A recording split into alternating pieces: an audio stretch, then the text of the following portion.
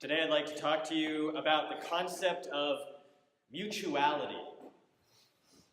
In a world full of fractures and broken relationships, both personal and societal, mutuality stands as one of the ways Jesus invites us to shine our lights on the life-giving ways of God to a world that has lost its way.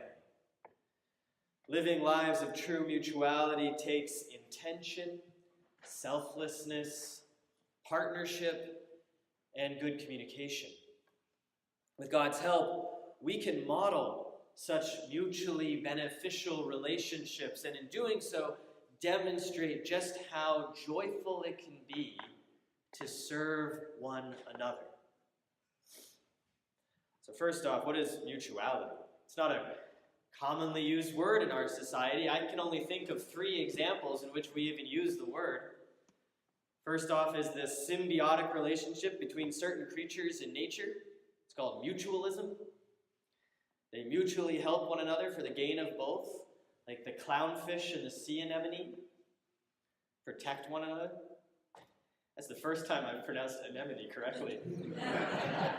I practiced the sermon. I could not get out. I'm so excited. But of course, now that I've mentioned it, I'm going to mess it up next time. A little closer to home, the microorganisms in our gut form a mutually beneficial relationship with us as they help us break down our food. Second example is the term mutual fund,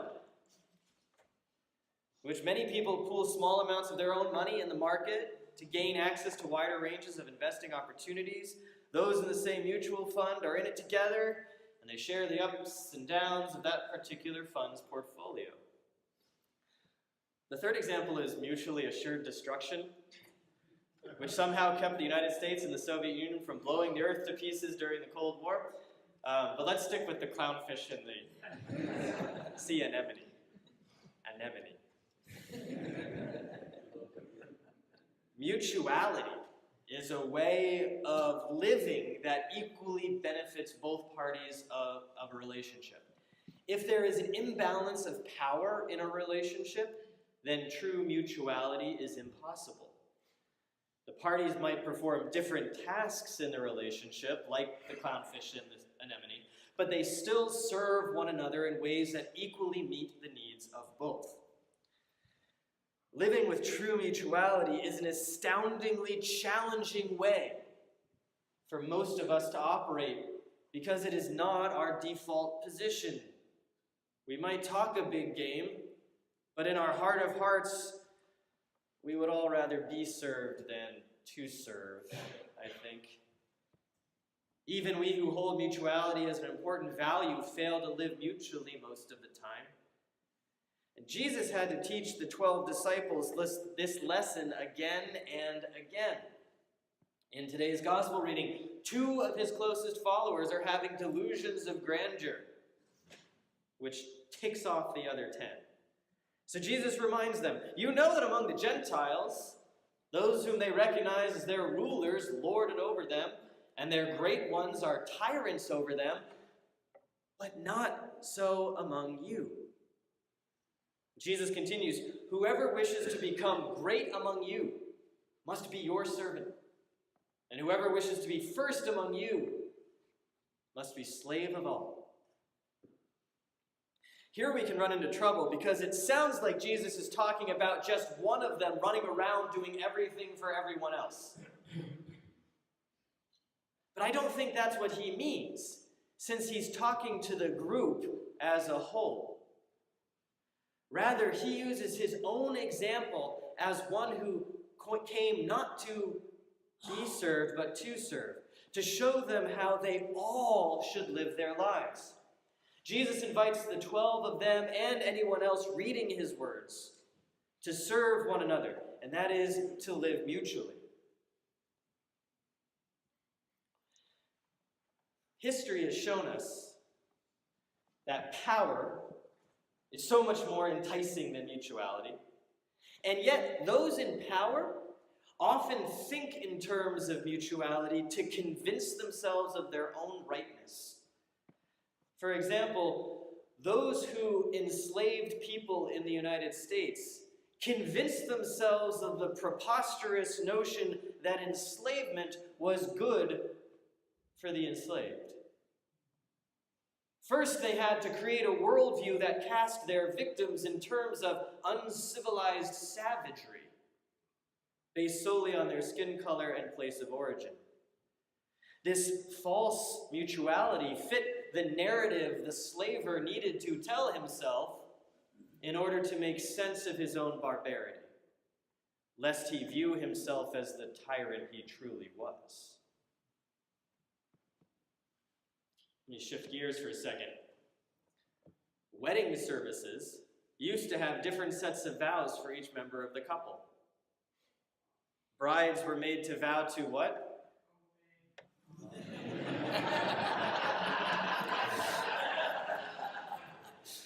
Brides were made to vow to obey their husbands. This due to the patriarchy that ruled and sadly still rules society.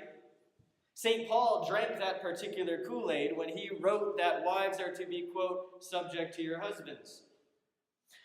But even in his male-dominated worldview, Paul glimpses the beauty of mutuality in the verse immediately preceding that one, when he wrote, be subject to one another out of reverence for Christ.